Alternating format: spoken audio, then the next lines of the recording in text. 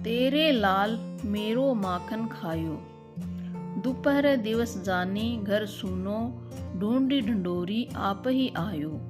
खोली किवारी पेठी मंदिर में, दूध दही सब सखनी खवायो। ऊंखल चढ़ी सींके को लीन हो, अनभावत भूई में ढरकायो।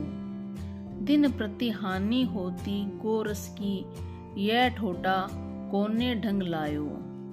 सूर श्याम को हटकी न राखे, ते ही पूत अनोखो जायो। तो यह सूरदास के पद का दूसरा पद है। तो इसमें हम पहले शब्दार्थ देखेंगे कि तेरे लाल, तेरा लाल या लाल यानी पुत्र, मेरो मेरा माखन खायो। दोपहर दिवस जाने, दोपहर यानी दोपहर, दिवस जाने जान कर, घर सुनो सुना, ढूंढी ढूंढारी ढूंढ ढूंढ कर आप ही आयो, अपने आप आ गया।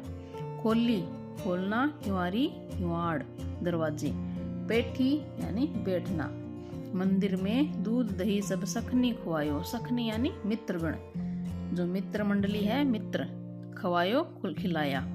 ऊंखल चढ़ी, ऊंखली पर चढ़कर, छींके को लीनो, छींका ऊंखली पर चढ़कर ऊपर जो छींका टंगा हुआ है, छींके को लीनो लिया। अनभावत और जो भाया नहीं, जो अच्छा ना लगे। भूई भूमि, डरकायो गिराया। दिन प्रति हानि होती, गोरस गोरस यानी गौ से प्राप्त रस, जैसे दूध दही घी माखन आदि। यह ढोटा, कि ये ढोटा यानी बेटा कौने ढंग लायो, कि ये ढंग कहाँ से सीख के आया है। सूर श्याम को हटकी न राखे, तो श्याम श्री कृष्ण हटकी यानी ये डांट कर, न राखे रखती हो। ते ही पूत, पूत यानी पुत्र, अनोखो यानी अनोखा, जायो यानी जन्म दिया। तो ये शब्दार्थ हो गए। अब हम इसकी प्रसंग व्याख्या करेंगे। तो पहले प्रसंग देखते हैं। प्रसंग में वही आपको 3 बातें ध्यान रखनी है। एक तो पाठ का नाम, और लेखक कवि का नाम, और जो ये पद में बताया गया है उसका नाम। तो प्रसंग करें। इस पाठ में बताया गया है कि जब श्री कृष्ण बड़े होते हैं तो अपने मित्र गणों के साथ वो ग्वालिनों के घर से दूध मक्खन आदि चुरा कर खाते हैं। और श्री कृष्ण की स्टोरी का पता जब एक गोपी को पता चलता है, धीरे धीरे सबको पता चल जाता है, तो वे यशोदा के पास जाकर उल्हाने भरे शब्दों से श्री कृष्ण की शिकायत करती है। तो वो गोपियां श्री कृष्ण की शिकायत करती है माता यशोदा से, और शिकायत में वो क्या कहती है वही इस पद में बताया गया। तो इसको आपको छोटे रूप में, सारांश रूप में प्रसंग में लिखना है। अब हम इसकी व्याख्या करते हैं। तेरे लाल मेरो माखन खायो। अब जो गोपी है वो माता यशोदा से श्री कृष्ण की शिकायत करती हुई कहती है कि तुम्हारा लाल, तुम्हारा पुत्र कृष्ण ने मेरा मक्खन खा लिया है। दोपहर दिवस जानी घर सुनो, कि दोपहर के समय जानी घर सुनो, कि घर को सुना जानकर, ढूंढी ढूंढोरी आप ही आयो, कि ढूंढता हुआ खुद ही घर में आ गया। कि घर को सुना जानकर और ढूंढी ढूंढारी आप ही आयो, खुद ही घर में ढूंढता ढूंढते हुए खुद ही घर में आ गया। खोल ली किवारी, और उसने घर का दरवाजा खोल लिया।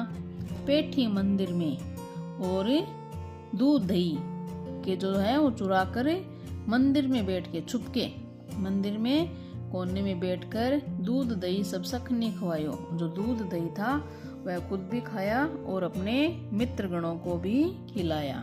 दूध दही है उसने अपने सब संगी साथियों को खिलाया। फिर कहती है ऊंखल छड़ी, कि मैंने जो मक्खन था उसको छुपाकर ऊपर छिंके पर रखा था, ताकि कोई इसको चुरा न ले या कोई किसी के हाथ न लग जाए। मैंने मक्खन का जो पात्र था वो छिंके के ऊपर रखा था कि नीचे से कोई उसके हाथ भी नहीं आते।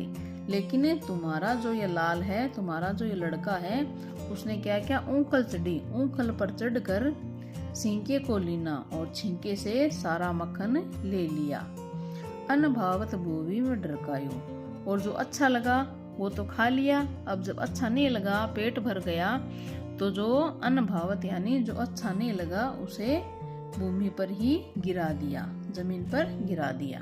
दिन प्रति हानि होती गोरस की, और आगे गोपियां कहती है माता यशोदा से कि यह एक दिन की बात नहीं है, ये तो इसका रोज का खेल हो गया है कि रोज ही हमारे घर में माखन चोरी करते हैं। जो भाता है वो खाते हैं और बाकी सारा गिरा देते हैं। यह एक दिन की बात नहीं है, नित्य प्रति कि रोज ही की बात हो गई है। और इससे क्या हो रहा है कि इससे मुझे प्रतिदिन दूध दही व मक्खन की हानि हो रही है। दिन प्रति हानि होती गोरस की। गोरस यानी गौ से प्राप्त जो रस है, जैसे दूध दही मक्खन घी आदि। तो रोज ही हमें गोरस की, ये दूध दही मक्खन आदि की हानि होत रही।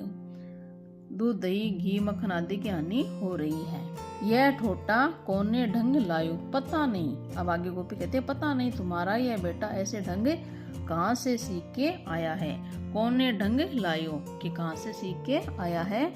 सूर श्याम को हटके न राखे। अब सूरदास जी कहते हैं कि गोपी यशोदा से कहती है कि श्री कृष्ण को हटके न राखे, कि श्री कृष्ण को तुम डांट कर नहीं रखती। अपने पुत्र को यह कार्य करने के लिए मना तो करती नहीं, डांट कर नहीं रखती।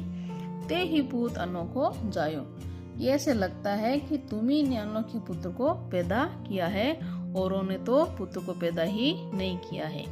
कि तुम्ही ने अपने पुत्र को अनोखा ही पैदा किया है।